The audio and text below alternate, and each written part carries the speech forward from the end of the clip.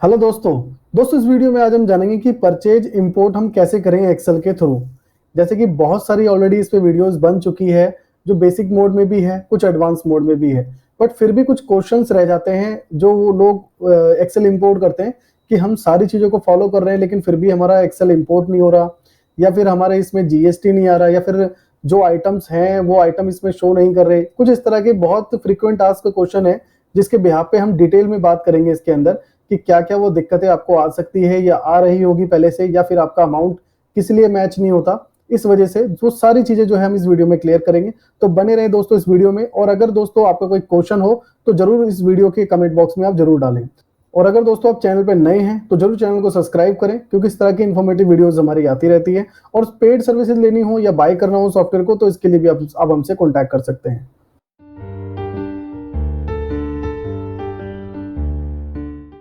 तो चलिए दोस्तों स्टार्ट करते हैं। दोस्तों सबसे पहला है प्रोसेस सिंपल, कि जैसे आप परचेज ट्रांजैक्शन में परचेज पे जाएंगे और बिल पे क्लिक करेंगे और नॉर्मली अपनी परचेज को आप चढ़ा लेंगे। अब यहाँ पे जो भी आपका लेजर है, जो भी आपका बिल नंबर है, ये सारी चीज़ों को आप यहाँ पे डिफाइन कर देते हैं।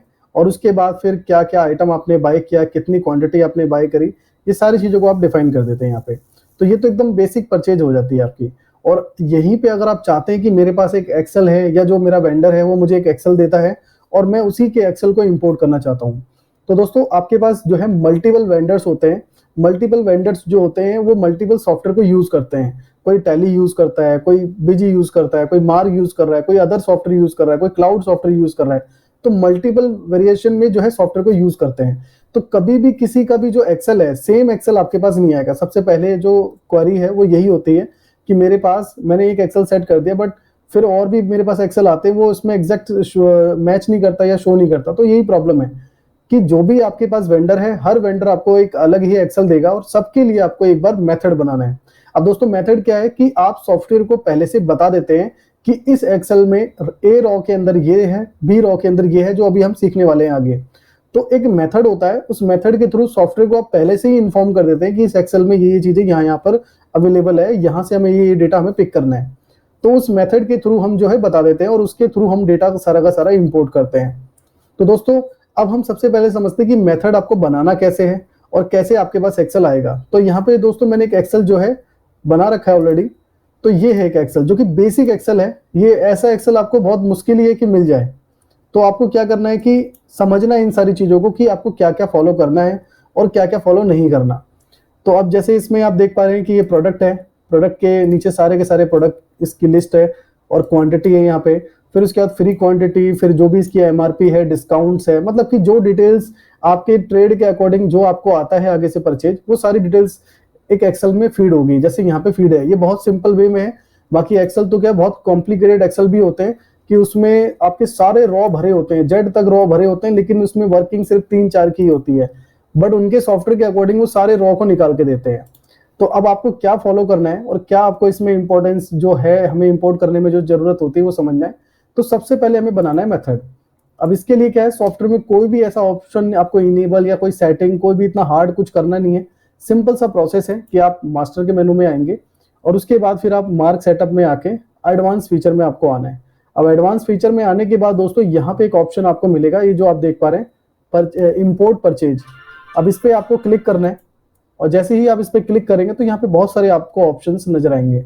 बट यहाँ पे हमारा एक ही काम है कि जो हमारे पास एक्सेल है, हम उस एक्सेल को डिफाइन कर देंगे, यानी कि बता देंगे कि इस एक्सेल के अंदर कौन कौन सी चीज कहाँ पे अवेलेबल है, ताकि सॉफ्टवेयर जो है उसी के अकॉर्डिंग डेटा को इंपोर्ट करना स्टार्ट करें। तो मैं मेथड पे एंटर करूंगा, तो आपको मेथड पे एंटर करना है।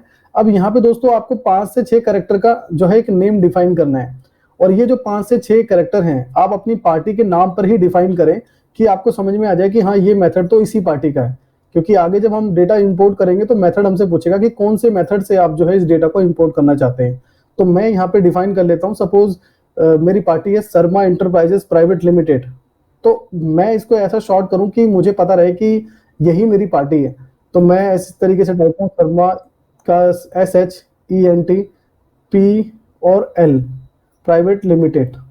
उसके बाद दोस्तों इसको करना है यस। ये क्या बोल रहा है कि ऐसा कोई भी मेथड यहाँ पे अवेलेबल नहीं है, तो आपको नया ही क्रिएट करेंगे। तो ये ऑप्शन आएगा, तो इसे मैं यस कर देता हूँ। उसके बाद यहाँ पे सेकंड में आप डिफाइन कर सकते हो, बट ये शो नहीं होगा आपको, जो शो होगा मेथड का नाम वो यही शो होगा आपको। बस आप इस तरीके से डाल सकते हैं, यहाँ पर भी लिमिटेशन है कि इतने ही कैरेक्टर आप डिफाइन कर सकते हो। उसके बाद डिफॉल्ट टाइप में आपको परचेज ही रखना है, और यहाँ पे फाइल आइडेंटिफायर में ये अपने आप ही डिसाइड कर लेगा जो भी आपके फाइल का नाम होगा उस टाइम पे। और उसके बाद जो आप ये ऑप्शन देख रहे हैं डेटा फ्रॉम लाइन, अब यहाँ पे आपको क्या ध्यान रखना है, डेटा फ्रॉम लाइन में 1 रखना है, 2 रखना है, एन में क्या करना है, तो इसके बारे में भी जो है बात कर लेते हैं। अब ये देखिए यहाँ पे जो डेटा फ्रॉम लाइन का मतलब है, अब यहाँ तो मेरा क्या है, 1 नंबर से डेटा स्टार्ट हो रहा है, लेकिन अगर आप ध्यान देंगे 1 नंबर में तो क्या है कि हेडिंग है मेरी, यानी कि हेडिंग मीन्स कि इसके नीचे क्या क्या डेटा है। प्रोडक्ट के नीचे प्रोडक्ट का नाम है, क्वांटिटी के नीचे प्रोडक्ट की क्वांटिटी है, फ्री के नीचे जो फ्री मुझे मिले हैं, और एमआरपी के नीचे एमआरपी मेंशन है। मतलब कि जो डेटा स्टार्ट है वो डेटा स्टार्ट है हमारा 2 से। हम जो इंपोर्ट करना चाहते हैं डेटा, वो हेडिंग थोड़ी इंपोर्ट करेंगे हम, हेडिंग तो हमारे समझने के लिए कि कौन सा डेटा हमारा क्या है, और जो हमारा एक्चुअल डेटा है वो है 2 से, कि हम यहाँ से इंपोर्ट करेंगे डेटा को अगर करेंगे तो आपको यानी कि डालना है 2 नंबर जहां से आपका डेटा उठ रहा है। कभी कभी केसेस ऐसे होते हैं कि आप इस तरीके से भी देख पा रहे होंगे, जो आपके पास मल्टीपल एक्सेल आते होंगे, इस तरीके से भी एक्सेल आता है कि पूरे के पूरे रॉ आपके यहाँ पे पूरे खाली पड़े हैं, इधर भी खाली पड़े हैं, नीचे भी खाली है, राइट में भी खाली है, और बीचों बीच जो है वो डेटा दिया होता है। तो इसी के अकॉर्डिंग फिर आपको फॉलो करना होगा। अब जैसे इसमें जो डेटा स्टार्ट हो रहा है वो डेटा स्टार्ट हो रहा है 17वां, जो 17 नंबर है लाइन का, और ये लाइन आपको यहीं से काउंट करनी है। कभी कभी सिचुएशन ऐसी होती है कि वो यहाँ पे सीरियल नंबर भी दे देते हैं आपको, जैसे 1 2 3 4 5, तो इस वाले रॉ को फॉलो नहीं करना आपको, क्योंकि ये तो फिर भी एक सेल्स के अंदर ही है, ये एच के अंदर है।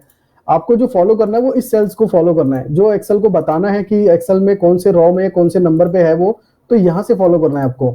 अगर इस तरीके का डेटा आपके पास है तो आप उसको ये डिफाइन मत करना कि 2 नंबर से डेटा स्टार्ट हो रहा है आपका, ये डेटा स्टार्ट हो रहा है आपके 18वें नंबर से। तो ये जो है इस तरीके से भी एक्सेल्स आते हैं, तो आपको यहाँ पे अपनी समझ रखनी है कि हमारा डेटा कहाँ से स्टार्ट है। तो डेटा स्टार्ट है हमारा 2 नंबर से, तो अब हम अपने सॉफ्टवेयर में जाके डिफाइन करेंगे कि 2 नंबर से मेरा डेटा स्टार्ट है, जहां से डेटा इसको इंपोर्ट करना है। अब उसके बाद है एंड। अब ये एंड का यूज क्या है, अब ये भी समझिए आप। अब जैसे कि इसमें डेटा तो क्या है, 2 से स्टार्ट है और 6 पे खत्म है। अब यहाँ पे बहुत सारी ऐसी भी चीज हो जाती है कि आपके पास, जैसे अभी मैं आपको दिखा रहा हूँ, उनकी एडवर्टीजमेंट होती है या बहुत सारी चीजें ऐसी लिखी होती है, टर्म एंड कंडीशंस होते हैं कि जो भी वो एक्सेल दे रहे हैं उसके अंदर टर्म एंड कंडीशंस भी लिखी होती है। तो उस टर्म एंड कंडीशन की हमें जरूरत नहीं है कि वहां पे डिफाइन है। अब जैसे मैं चाहता हूं कि 2 नंबर से लेकर 6 नंबर तक ही मेरा डेटा इंपोर्ट हो, तो फिर क्या करेंगे आप, वहां पे एंड के अंदर 6 नंबर डालेंगे। लेकिन दोस्तों यहाँ पर प्रॉब्लम क्या आएगी आपको कि इस वाले बिल के अंदर उसका जो है टर्म एंड कंडीशन 7 नंबर की लाइन से है। हो सकता है कि कभी आप इन फ्यूचर दोबारा से परचेज करो तो आपने ज्यादा ही आइटम उससे परचेज कर लिए, अब उसकी जो टर्म एंड कंडीशन की लाइन है वो 13 नंबर से स्टार्ट हो गई है। तो ये जो है हमेशा कॉम्प्लिकेटेड रखेगा, हमेशा जो है दिक्कत रखेगा ये आपके इसमें। तो आपको क्या करना है इसके लिए, जैसे मैं इसको डिलीट करता हूँ, सबसे पहले मैंने डिलीट किया, तो आपको क्या करना है कि जो भी यहाँ पे टर्म एंड कंडीशन जो एक्स्ट्रा लिखी हुई है, तो मैनुअली उस एक्सेल को आप क्लिक करके उसे डिलीट कर दें, लास्ट की जितनी भी जो लाइन्स है। और यहाँ सॉफ्टवेयर में आपको डिफॉल्टली 0 रखना है। इससे क्या होगा कि वो अपने आप ही सिलेक्ट कर लेगा, जहां तक एक्सेल की रॉ में आपका डेटा है वहीं तक ही सिलेक्शन रखेगा, तो इसको 0 रखना है। और उसके बाद आप यहाँ पे एंटर करके, और बाकी की जितनी भी जो चीजें हैं यहाँ पे आपको कुछ भी इसमें चेंजेस नहीं करना है, बाय डिफॉल्ट अपने आप ही सेट है। और अगर ये यूज होता भी है तो एडवांस एक्सेल के लिए यूज होता है कि आपको पहले रॉ को दूसरे रॉ से मर्ज करना है, बहुत कॉम्प्लिकेटेड ये सारी चीजें होती है। तो जितना आप सिंपल रखेंगे उतना ज्यादा आपके लिए बेटर है कि आपका जो अमाउंट है या आइटम है मिसमैच वगैरह की चीजें नहीं आएगी। तो हम इसे क्या करेंगे, सिंपल छोड़ देंगे। तो जैसे ही मैंने लास्ट तक एंटर किया, अब हमें यहाँ पे बताना होगा सॉफ्टवेयर को वेरिएबल्स। वेरिएबल्स मीन्स कि कौन सी चीज हमारे एक्सेल में कहाँ पे रखी है और सॉफ्टवेयर में उसको क्या बोलते हैं। अब जैसे यहाँ पे ये प्रोडक्ट है, तो हमें सॉफ्टवेयर को बताना है कि ए के अंदर मेरा प्रोडक्ट का मतलब मेरे प्रोडक्ट की लिस्ट है, जो मेरे पे प्रोडक्ट आया है। तो यहाँ तो हम क्या है, प्रोडक्ट बोल रहे हैं, लेकिन उसका वेरिएबल जो है आपको सॉफ्टवेयर में आइटम के नाम से मिलेगा। तो यहाँ पे आपको एंटर करके टाइप करना है आइटम नेम। तो जैसे आप आइटम नेम टाइप करेंगे तो यहाँ पे आइटम नेम से रिलेटेड बहुत सारे वेरिएबल्स आपको शो होंगे, बट आपको सिलेक्ट करना है आइटम नेम, बेसिक जो लिखा हुआ है आइटम नेम। तो हम इसे सिलेक्ट करते हैं आइटम नेम को और एंटर करते हैं। और यहाँ पे सबसे पहले जो आपको दिखाई दे रहा है, ये दिखाई दे रहा है रॉ। तो इसको कुछ नहीं करना, आप इस पे खाली इसको 0 ही छोड़ दें, और जो अगला जो स्लैब आएगा यहाँ पे आपको डिफाइन करना है ए। और उसके बाद जो है जो प्लस के बाद है इसको भी आप खाली छोड़ दें, क्योंकि मैंने बताया ये एडवांस एक्सेल के सारे पॉइंट हैं कि मैं आपको थोड़ा सा क्लियर भी कर देता हूँ ये क्या है। जैसे कि मेरा आइटम का नेम एक यहाँ पर भी है, और आप ये भी समझ लीजिए कि उस कुछ आइटम का नाम यहाँ पर भी मेंशन है। तो मैं ये चाहता हूँ कि अब आइटम का वेरिएबल्स तो एक ही है, आपने देखा आइटम नेम का जो वेरिएबल है वो एक ही है। तो यानी कि अगर मैं दोनों वेरिएबल को सेम डाल दूंगा ए और बी में, तो वो काउंट नहीं करेगा या फिर उसको रीड नहीं करेगा। तो मुझे क्या कराना पड़ेगा कि ए और बी को प्लस कराना पड़ेगा। तो यही यहाँ पे ये ऑप्शन दे रखा है कि ए और बी में है। तो इस वाले ऑप्शन को आप यूज ना करें, ज्यादा बेटर रहेगा। सबसे सिंपल प्रोसेस में आप रहें। जैसे मैं अभी से डिलीट कर देता हूँ, तो मैंने इसे डिलीट कर दिया। तो ये मेरा प्रोडक्ट लिस्ट है, और यहाँ पे आपको जीरो को छोड़ देना है एज इट इज, और यहाँ पे ए डिफाइन करके और एंटर करना है, और ये जो ट्रिम है इसको डिफॉल्ट करना है, डी प्रेस करना है, डिफॉल्ट आ जाएगा। उसके बाद दोबारा हम एंटर करेंगे, और अगला जो वेरिएबल है वो क्वांटिटी का है। तो क्वांटिटी आपको यहाँ टाइप करना है, और दोस्तों जो भी आप टाइप करेंगे वो यहाँ आपको दिखेगा। ये देखिए नीचे की साइड में आप देख पा रहे हैं, मैं फिर से आपको दिखाता हूँ। यहाँ पे आपको दिखेगा क्वांटिटी जो मैंने टाइप किया है।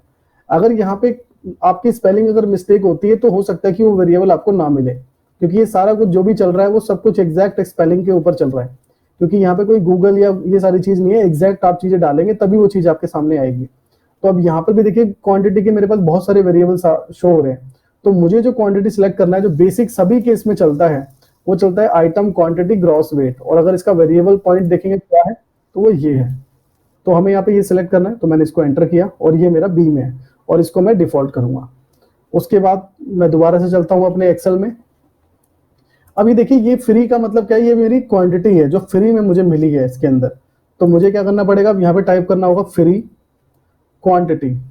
तो देखिए आइटम फ्री क्वांटिटी सबसे पहले ही ऑप्शन पे आ रहा है, तो मैंने इसको एंटर किया, और यहाँ जीरो को खाली छोड़ के सी टाइप किया यहाँ पे, और इसे डिफॉल्ट। उसके बाद दोबारा से मैं गया, और उसके बाद मेरी एमआरपी है डी के अंदर, तो मैंने यहाँ टाइप किया एमआरपी। एमआरपी की आपको एक ही जो है वेरिएबल्स यहाँ पे मिलेगी, तो आपको एंटर करना है, और ये डी में है, और इसको डिफॉल्ट कर देंगे। और उसके बाद डिस्काउंट। अब यहाँ पे जो डिस्काउंट है आप टाइप करेंगे डिस्काउंट, और बहुत सारे डिस्काउंट के ऑप्शन मिलेंगे। तो आपको पहले वाला सिलेक्ट करना है, आइटम डिस्काउंट फर्स्ट। ये देखिए बहुत सारे डिस्काउंट है, बट आपको ये लेना है। ये यूज होता है आइटम डिस्काउंट के लिए, क्योंकि ऊपर आप देख पा रहे हैं बिल डिस्काउंट के भी बहुत सारे ऑप्शन यहाँ पे आ रहे हैं। तो आपको लेना है आइटम डिस्काउंट फर्स्ट, और ये हमारा ई में है, और इसको हमने कर दिया डिफॉल्ट। उसके बाद है रेट। अब रेट यहाँ पे आप डालेंगे तो आपको डालना होगा item space rate, item rate, और यहाँ पे आपको आइटम रेट मिलेगा, आपको रीड करना होगा सबसे नीचे ये रहा आइटम रेट। अब हम इस पे एंटर करते हैं, और ई के बाद एफ आता है, तो ये एफ के अंदर है। उसके बाद फिर से हम फाइंड आउट करते हैं, तो एचएसएन कोड। अब इसमें ये भी है कि जो बहुत सारी जो एक्सेल्स होते हैं उसमें बहुत सारी डिटेल्स होती है, उसमें एचएसएन कोड, ये बहुत सारे आइटम कोड, बहुत सारी चीजें होती हैं। तो जब हम परचेज इंपोर्ट करते हैं तो कुछ ही डिटेल्स की हमें जरूरत होती है, जैसे आइटम का नाम क्या है, क्वांटिटी क्या है, और अगर फ्री क्वांटिटी तो फ्री क्वांटिटी क्या है, कोई डिस्काउंट मिला है तो कितना डिस्काउंट मिला है, आइटम का रेट क्या है, ठीक है। और उसके बाद हमें और कुछ उसका जो है नहीं चाहिए। जीएसटी ऑटोमेटिक कैलकुलेट करेगा, अमाउंट ऑटोमेटिक कैलकुलेट करेगा, और जो भी एचएसएन वगैरह ये मास्टर से निकल के आता है, तो वो सारी चीजें ऑटोमेटिक कैलकुलेटेड रहती है। तो हमें जो जरूरत है वो इन्हीं चीजों की जरूरत है, हमें एक्स्ट्रा सारी चीजों को बतानी नहीं है। क्योंकि क्या है, क्योंकि मैक्सिमम 50% काम हमारे जो है मास्टर करते हैं, जो आइटम मास्टर सेव्ड होता है, और 50% जो हमें नीडेबल चीजें होती है वो ये होती है जो हम यहाँ पे डिफाइन कर देते हैं। अब ये जो यहाँ पे आप देख रहे हैं इसकी कोई जरूरत नहीं है, हमें अमाउंट की भी जरूरत नहीं है, ठीक है। अब यहाँ तो ये सारी चीज आपको क्लियर होगी कि हमें अमाउंट, एचएसएन, ये सारी चीजें डिफाइन करने की जरूरत नहीं है। लेकिन अब यहाँ पे दिक्कत एक और आपको जो है आती है, जब भी आप काम करते हैं, कि आप कुछ पार्टियां जो है डायरेक्टली एक्सेल में ही बिल बनाती है, और वही एक्सेल फाइल आपको शेयर कर देती है। तो उसके लिए क्या करना है कि वो क्या करते हैं कि क्वांटिटी एमआरपी रेट के अंदर फॉर्मूला यूज करते हैं, जो इसके अंदर कमांड फॉर्मूला होते हैं कि रो ए को गुणा कर दे रो बी से, इसको प्लस कर दे, भाग कर दे, इस तरीके से फॉर्मूले लगाते हैं। तो जो भी आप एक्सेल इंपोर्ट कर रहे हैं वो एक्सेल के अंदर फॉर्मूला नहीं होना चाहिए। अब जैसे कि देखिए ये जो अमाउंट है, ये डायरेक्ट अमाउंट यहाँ पे नहीं आया, ये जो 8989 देख रहे हैं, अगर यहाँ पे आप देखेंगे तो इसका एक फॉर्मूला लगा हुआ है यहाँ पे। तो जब भी आप आइटम को इंपोर्ट, परचेज को इंपोर्ट करोगे, तो ये वाला इंपोर्ट नहीं होगा, वो वैल्यू इसको काउंट करेगा, वो ये इंपोर्ट करेगा उसकी जगह पे। तो आपको ये भी ध्यान रखना है कि फॉर्मूला नहीं होना चाहिए। इसके लिए दोस्तों सिंपल सा एक प्रोसेस है, आप इस रॉ पे क्लिक करेंगे और राइट क्लिक करके इसको कॉपी कर लेंगे। कॉपी करने के बाद आपको अपने सिस्टम से नोटपैड ओपन करना है, और नोटपैड ओपन करने के बाद इसको यहाँ पे कंट्रोल वी से पेस्ट कर देंगे और same as it is control ए करेंगे और कंट्रोल सी से क्या है कॉपी हो जाता है। और उसके बाद इसके इस वाले रॉ को डिलीट कर दें। कैसे? राइट क्लिक करके डिलीट। अब देखिए यहाँ पे कोई भी अमाउंट का रॉ नहीं है। अब यहाँ पे फिर से आपको कंट्रोल वी करना है और अब देखिए आप कि यहाँ पे 89 का मतलब है इसकी वैल्यू भी 89 है यहाँ पे और यहाँ पे भी 89 है। तो हम अगर नोटपैड में कॉपी पेस्ट करते हैं तो उसका फॉर्मूला सारा का सारा हट जाता है, डिलीट हो जाता है एक तरह से, बस वैल्यू रह जाती है। तो इस तरीके से आप जो है जिनमें फॉर्मूले लगे हैं उनको ठीक कर सकते हैं ताकि आपकी कैलकुलेशन भी खराब ना हो। तो इस तरीके से हमारे जो एक्सेल्स के प्रॉब्लम्स है वो हमें डिस्कस कर लिए, हमने मेथड भी बना लिया। अब हम इसको इंपोर्ट करेंगे तो हम इसे कंट्रोल एस से पहले सेव कर देते हैं। अब हम चलते हैं सॉफ्टवेयर में, तो इतनी ही हमें नीड होती है वेरिएबल्स की। अब हम इसको एस्केप करते हैं, एस्केप, और यहाँ पे कोई भी ऐसा ऑप्शन नहीं आता कि हम मेथड को किसी की को प्रेस करके सेव करें, ये स्केप करके ही सेव हो जाता है। अब हमें जाना है ट्रांजेक्शन में और ट्रांजेक्शन में जाने के बाद हमें आना है ट्रांजेक्शन इंपोर्ट और उसके बाद आपको सिलेक्ट करना है एक्सेल डीवीएफ, जो लास्ट में सबसे ऑप्शन आ रहा है, इस पे आप क्लिक करेंगे। और क्लिक करने के बाद मैंने आपको बताया था कि जब भी आप परचेज इंपोर्ट करते हैं तो मेथड का नाम ही वहां पे आता है। तो ये देखिए यहाँ पे मेथड का नाम आ रहा है, अभी एक ही नाम है। जब आप मल्टीपल अपने मेथड बना लेंगे पार्टीज के तो उनके सारे नाम ऐसे शो होंगे। तो आपको डिफाइन करना है कि किसका ये है, तभी आप जो है आगे उसको डिफाइन करवाएंगे। तो मैंने मेथड का नाम सिलेक्ट कर लिया। उसके बाद ये फाइल आइडेंटिफायर पूछ रहा है कि फाइल है कहाँ, तो अब मैंने नो पे क्लिक किया तो ये डायरेक्टरी मेरे सामने ओपन होगी। अब मुझे बताना है कि मेरी वो परचेज की फाइल कहाँ पे है। तो जब भी आप परचेज इंपोर्ट करें सबसे इजी जो है फोल्डर में रखें, सबसे इजी जो है डेस्कटॉप होता है। तो डेस्कटॉप पे आप रख सकते हैं चाहे तो, या स्पेसिफिक कोई एक फोल्डर बना दें। तो अब यहाँ पे देखिए बहुत सारी फाइल है एक्सेल पे, तो अब मैं अगर ऐसे ढूंढूंगा तो बहुत समय लग जाएगा। तो मैं यहाँ पे टाइप कर देता हूँ, मैंने उस पर लिखा था न्यू परचेज इंपोर्ट। तो ये देखिए न्यू परचेज इंपोर्ट आ गया, इस पर मैंने क्लिक किया और उसके बाद आप यहाँ पे जो बटन है सिलेक्ट का, इस पर क्लिक कर देंगे। अब क्लिक करने के बाद आपको एंटर करना है और एंटर, और यहाँ पे आपका ये परचेज ही रहेगा और ये आपका होलसेल ही रहेगा और यहाँ पे ये बिल ही रहेगा। अब यहाँ पे एक क्वेश्चन और है कि डायरेक्टली बहुत सारे फार्मिस्ट हैं या फिर बहुत सारे ग्रोसरी स्टोर ऐसे हैं कि उनके पास जो है डायरेक्टली बिल्स नहीं आते, पहले चालान आता है उसके बाद बिल आता है। तो यहाँ पे जो आप बिल का ऑप्शन देख पा रहे हैं, आपको यहाँ पे ऑप्शन भी मिलेगा कि आप चालान भी सिलेक्ट कर सकते हैं। इसकी जगह पे प्रॉपर बिल है तो बिल पे क्लिक कर देंगे, उसके बाद आप एंटर करेंगे और ये जो ऑप्शन आप देख पा रहे हैं होल्ड परचेज, इसको आपको नो करना है। ये एक प्रोसीजर होता है, अगर आपके पास टीम है कि परचेज कोई और चढ़ाता है उसको वेरीफाई कोई और करता है। जैसे कि फार्मा में बैच एक्सपायरी का केस होता है कि जो भी आइटम सामने से हमारे पास आया है कि एग्जैक्ट बैच है भी वो, या फिर ऐसे ही उन्होंने बिल पे कुछ और लिखा है और सामान कुछ और दे दिया, तो उसको जो है वेरीफाई करती है आपकी जो भी टीम है परचेज चढ़ाने के बाद। तो उसके लिए ये प्रोसेस है। अगर आप चाहते हैं कि हमारा कोई ऐसा प्रोसेस नहीं है, हम इंडिविजुअली सब कुछ मैनेज करते हैं, तो आप इसे नो कर देंगे। उसके बाद आपको एंटर करना है और यहाँ एंट्री डेट में आपको अपनी परचेज की जो डेट है वो मेंशन करनी है। यानी कि ये जो परचेज बिल है ये मेरा आया था 3 तारीख का, यानी कि 3 तारीख का परचेज इस पे डेट है, तो मैंने 3 तारीख मेंशन कर दिया। उसके बाद आपको एंटर करना है और ये जो लास्ट में ऑप्शन है इसको आप कर देंगे ऑल, कि ऐसे जो भी आइटम है जो सस्पेक्टेड है उसको हमें दिखाए ताकि हम उसको मैच करें। अब ये भी मैं अभी आपको क्लियर नहीं हो पाया होगा, जब हम आगे बढ़ेंगे तो वहां पे आपको एक ये भी ऑप्शन देखने को मिलेगा, इसलिए मैंने उसमें एक आइटम ऐसा रखा है जो हमारी आइटम की लिस्ट में है ही नहीं। तो वहां पे क्या एक्शन आप लेंगे, क्योंकि वहां पे भी बहुत सारे क्वेश्चंस आते हैं। अब हम इसको एक्सेप्ट करेंगे। अब एक्सेप्ट करने के बाद यहाँ पे आपको प्रॉपरली जो है डिफाइन करना है कि जो परचेज की आपकी पार्टी है वो लोकल है या सेंट्रल है। अब लोकल सेंट्रल में भी कभी कभी जो है कंफ्यूजन हो जाता है। अब जैसे जिस स्टेट में भी हैं आप, जैसे मैं दिल्ली में हूँ और दिल्ली से ही अगर मैं परचेज करता हूँ तो ये मेरी लोकल पार्टी काउंट होती है। और अगर मैं दिल्ली में हूँ, मैंने हरियाणा से परचेज करी है, बेंगलुरु से परचेज करी है, तो ये मेरी सेंट्रल पार्टी है, तो मैं सेंट्रल पे फिर एंटर करूंगा। तो इसलिए अभी जो मैं परचेज चढ़ा रहा हूँ वो लोकल है, तो मैंने लोकल पे एंटर किया। अब उसके बाद जो है मुझे यहाँ पे अब पार्टी सिलेक्शन करना है कि किस पार्टी का ये है परचेज। तो अब यहाँ पे कोई पार्टी है नहीं, तो इंस्टेंटली आप उस पार्टी को बना भी सकते हैं। जैसे मैं FN F2 करूंगा अगर लैपटॉप है आपके पास, और उसके बाद संडी क्रेडिटर सप्लायर्स पे आप एंटर करेंगे और यहाँ पे मैं डाल देता हूँ शर्मा एंटरप्राइजेस प्राइवेट लिमिटेड। उसके बाद जो है लिमिटेड की स्पेलिंग गलत हो गई, मैं इसको ठीक कर देता हूँ, लिमिटेड। उसके बाद दोस्तों आपकी जो इनकी डिटेल्स है, एड्रेस क्या है इनका, GST नंबर क्या है, मोबाइल नंबर क्या है, ये फिर आप डिफाइन कर सकते हैं। अभी मैं फिलहाल कंट्रोल से सेव कर देता हूँ। उसके बाद आप एक बार एस्केप करेंगे तो ये देखिए आपकी पार्टी यहाँ पे बन चुकी है। आपको यहाँ पे एंटर करना है और मैच कर देना है। अब ये देखिए दोस्तों कि यहाँ पे ये चारों आइटम के आगे सब कुछ ओके ही आपको नजर आ रहा है। अब जैसे कि आप देख पा रहे हैं ये जो हिस्सा है यहाँ पर, ये जो हिस्सा आप देख पा रहे हैं, ये वो है जो आपके एक्सेल में फाउंड हुआ है, यानी कि जो आपकी एक्सेल की फाइल के अंदर है, ये वो हिस्सा है। मतलब ये वो आपको डिफाइन कर रहा है कि आपके एक्सेल में एक ये इस नाम का आइटम है और एक इस नाम का आइटम है, ये सारे आपको डिफाइन कर रहा है कि इस नाम के एक्सेल से डेटा है आपके। तो ये लेफ्ट हैंड साइड पे आता है जो एक्सेल का डेटा है, और राइट हैंड साइड पे क्या आता है कि जो इसको मिल गया है ऑटोमेटिक। अब ये देखिए जो एक्सेल में बुक लिखा हुआ है वो आपके आइटम लिस्ट में बुक मिल गया, इसको करेक्टली मैच हो गया। और जो सीसीटीवी इसमें लिखा हुआ है, ये सीसीटीवी भी इसको मैच हो गया।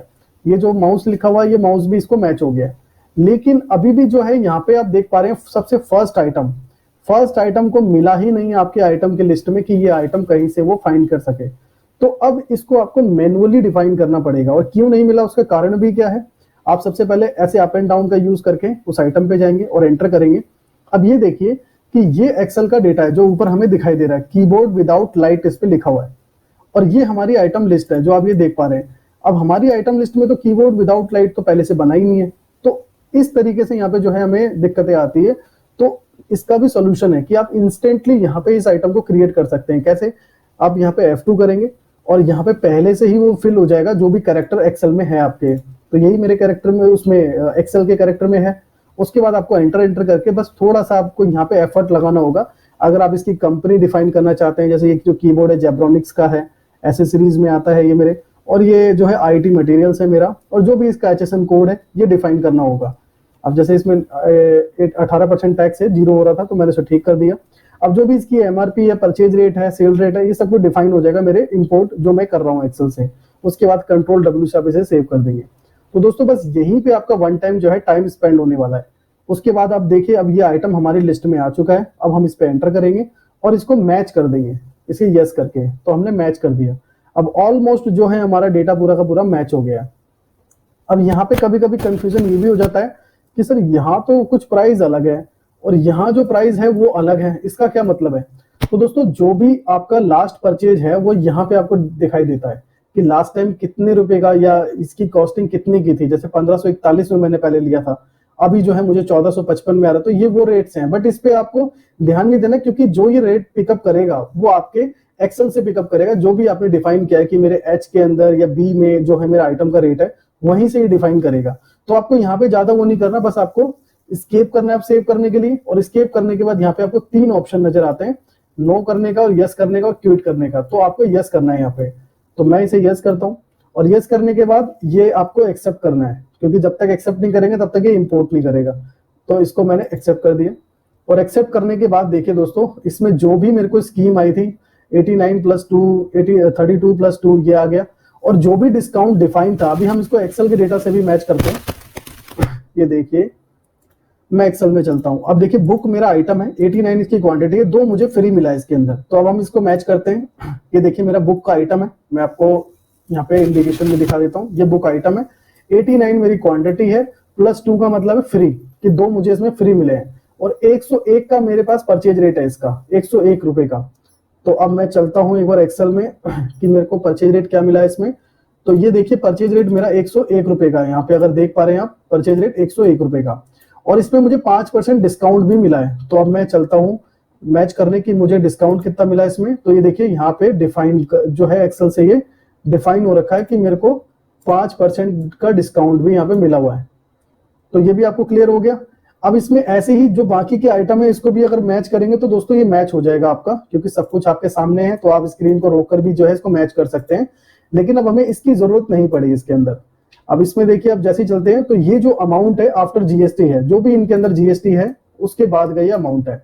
अब जैसे 10,076 रुपए का है, और आप बोलेंगे कि सर एक्सेल में तो कुछ और लिखा है। तो एक्सेल में जो है अमाउंट किसी किसी में विदाउट GST भी होते हैं। अब जैसे कि मैं कैलकुलेटर ऑन करता हूँ, अब इसके अकॉर्डिंग में अगर मैं इसको कैलकुलेट करूं कि 8989 का टोटल अमाउंट है और प्लस इस पे 18% है, तो मैंने 18% किया। तो ये देखिए यहाँ पे 10,607 रुपए ही क्या है आ रहा है पहले से। और मैं चेक कर लेता हूँ कि इसमें कितना शो कर रहा है हमें सॉफ्टवेयर में। तो देखिए 10,076 शो कर रहा है, और इस पे लेस है हमारा 5% का डिस्काउंट भी हमें लेस मिला है। तो कैलकुलेशन क्या है, कैलकुलेशन अब चेंज हो जाएगी आपकी। कैसे, अब दोबारा से हम कैलकुलेट करते हैं। हम अपने कैलकुलेटर में चलते हैं, इसको एस्केप करते हैं। अब देखिए कैसे कैलकुलेशन चलेगी आपकी, कि आपको पहले 8989 - 5% करना होगा। उसके बाद जो भी आंसर आया उसमें प्लस जीएसटी 18% आप करेंगे और एंटर करेंगे। तो ये देखिए आपकी कैलकुलेशन पूरी मैच है जो आपके अकॉर्डिंग एक्सेल आया हुआ है, क्योंकि इसमें डिस्काउंट भी आपका डिफाइन है। तो टोटली जो है डेटा आपका पूरा मैच है जो एक्सेल में है आपके। उसके बाद देखिए आप यहाँ पे आपको एंटर करके जो पार्टी नंबर है, पार्टी नंबर में आपको परचेज का जो भी इनवॉइस नंबर आया है आपके पास वो डिफाइन करेंगे। उसके बाद आप एंटर करेंगे और इसको एस्केप करेंगे। अब यहाँ पे एंटर करके अगर कोई भी आपको राउंड ऑफ है तो ये ऑटोमेटिक सॉफ्टवेयर कर लेगा, उसके बाद आप इसको सेव कर देंगे। अब ये जो परचेज है प्रॉपरली मेरा इंपोर्ट हो चुका है, जिसमें मुझे कोई भी अब प्रॉब्लम नहीं है, मैं जाके परचेज में देख भी सकता हूँ मॉडिफाइबल करके कि वो परचेज इंपोर्ट हुई भी है या नहीं। तो ये देखिए वो परचेज मेरी इंपोर्ट है। और अगर मैं इसका स्टॉक चेक करूं तो हो सकता है स्टॉक अभी आपको ठीक ना दिखे, क्योंकि ऑलरेडी मैंने इसमें सेल परचेज किया हुआ है, या फिर ये मेरी दूसरी कंपनी बनी है, ठीक है इसमें ऑलमोस्ट ठीक होगा आपका। तो ये देखिए 91, 34 जो भी है स्टॉक मेरा बिल्कुल यहाँ पे एड ऑन हो गया। तो दोस्तों आप इसमें समझ पाए होंगे कि किन किन चीजों को आपको ध्यान रखना होता है जब भी आप एक्सेल से परचेज को इंपोर्ट कर रहे हैं, और क्या क्या चीजें आपको वेरिएबल में डालनी है, किन किन चीजों को आपको ध्यान रखना है। आई होप ये सारी चीज आपकी क्लियर है। अगर फिर भी कोई क्वेश्चन है तो आप मुझे कमेंट के थ्रू बता सकते हैं कि सर ये वाली जो चीज है हम कैसे सॉर्ट आउट करें, तो मैं उसके ऊपर नेक्स्ट कोई वीडियो ट्राई करूंगा या उसी के नीचे आपको सोल्यूशन प्रोवाइड कर दूंगा अगर वो अवेलेबल है सॉफ्टवेयर में। तो दोस्तों वीडियो अच्छी लगी वीडियो को लाइक करें, चैनल को सब्सक्राइब करें ताकि इस तरह की और भी इंफॉर्मेटिव वीडियोस आपको आगे मिलती रहे। और दोस्तों अगर आपको पेड सर्विसेज लेनी है या बाय करना है या कोई कस्टमाइजेशन करानी है तो दिए गए नंबर पे हमारे कॉन्टैक्ट कर सकते हैं। Thanks for watching.